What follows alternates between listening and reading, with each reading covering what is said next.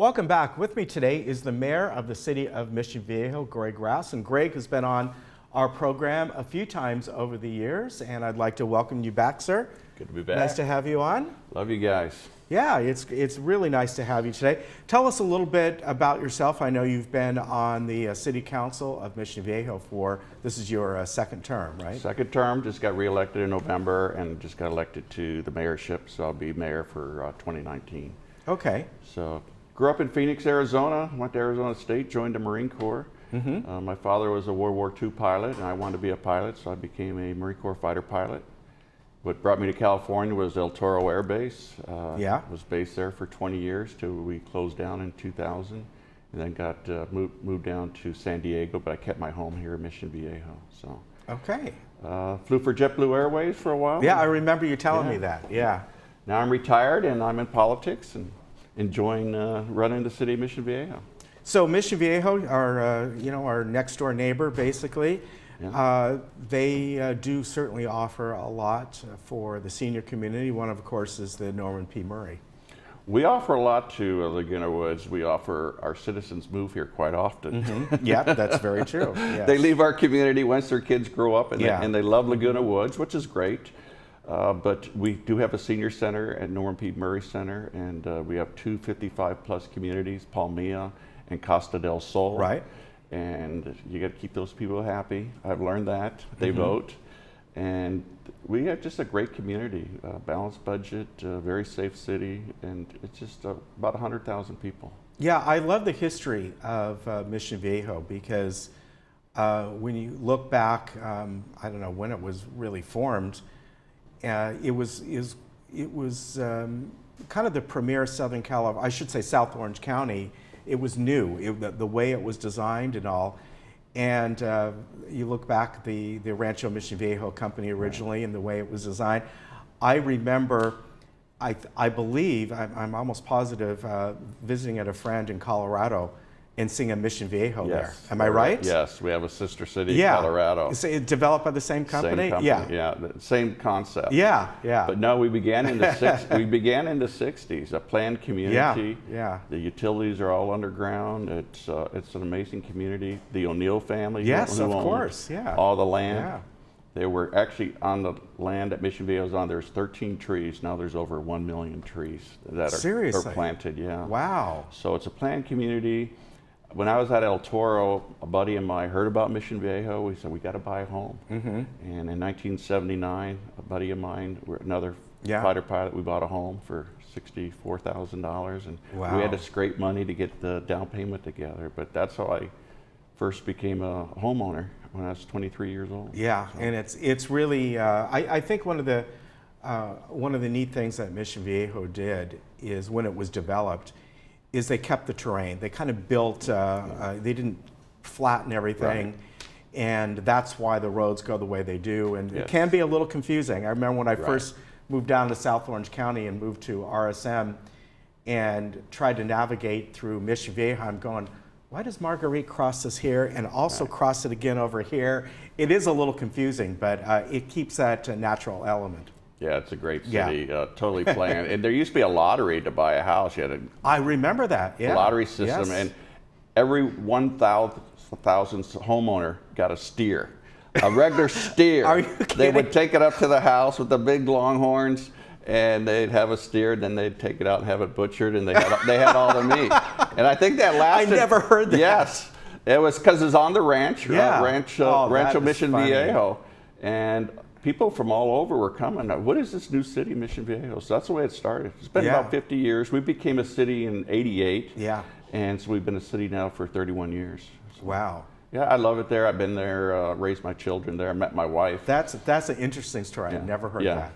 The big longhorn steer they bring up to the house. All right. Can you imagine that? Man, that would feed you for quite a long time. I wish they'd do that today. All right. You wanted to talk about the recent election, how things have kind of turned in Orange County a bit. Greg is a Republican because obviously you, a couple times you ran, I believe, for Congress. I ran for U.S. Congress. And of course you've been involved with Mission Viejo. So talk about that. What's kind of the dynamic that's changed? The communities in South Orange County are pretty much Republican, led by Republicans. Right. But this recent election, 2018, all the congressional seats switched from Republican to Democrat. I mean, big names like Dana Rohrabacher, who's been there forever in Orange County. Mimi Walters, who was an up-and-comer in the Republican Party, was moving up quick in Washington, got beat by a basically unknown novice, Katie Porter, who's a professor at, I believe, UCI. Right. And Darrell Ice's seat, we lost his seat. We lost a seat up where Ed Royce had up in Yorba Linda. So the dynamics has really shifted in South Orange County. It took the Republicans like, what the heck happened here? Right. So we're kind of going through a post-mortem right now. Right. What do you think happened? They just weren't in touch? The Republicans voted 85% for Republicans. That means 15% of the Republicans voted Democrat. Okay. And if it would have been 88 or 89, it had been all Republicans. So we got to wonder why these Republicans switched and voted for Democrats. So we're looking into that now, and they were not happy with this big tax cut here in nationwide. But in California, we got hit really hard because I think the cap is $10,000 you can deduct. Right. So that was a major issue, and I know Mimi Walters, she voted for that, and that upset a lot of her constituents here in her district. Right. And we're just kind of figuring out what happened. At the local levels, we're fine, but at the national level, you know, the Republican Party's a little concerned what happened. Do you think that because some of the Republicans, you know, were voting, or excuse me, were running on, for lack of a better term, because this is the term they use, the coattails of Trump. I know Mimi certainly did. I mean, look at her ads. Instead of maybe just holding back and putting their own views in or whatever it may be, do you think that was the Trump factor was an issue. They didn't know whether to bring him out and help him campaign or keep him in Washington. Right. So obviously whatever they did was wrong. Yeah. But the Trump factor is an issue because he's very polarizing. Right. He's very controversial. We're a very conservative area, though. Right. But we went very liberal. I mean, Katie Porter just joined the Progressive Caucus, which does not match well with her district, but you know, she won. So she apparently knows what she's doing. Yeah. So what's your outlook, do you think, for South Orange County coming up over the next couple years? Right now, the Republican Party and the Democrat parties are looking at what happened, why the Democrats know why they won. There was a lot of this, what they called voter ballot harvesting, where they can they go pick up the ballots, which is legal. Republicans didn't do it, so they're looking, maybe we can get into that. So both parties are looking on what happened, but it's going to be a fight in 2020. Right. The Republicans want to get these seats back. The Democrats want to hold them.